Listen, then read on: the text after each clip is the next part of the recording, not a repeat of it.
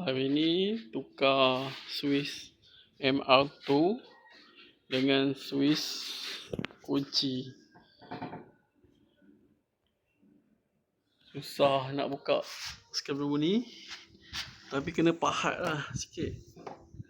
Dia boleh skru bunga kat sini.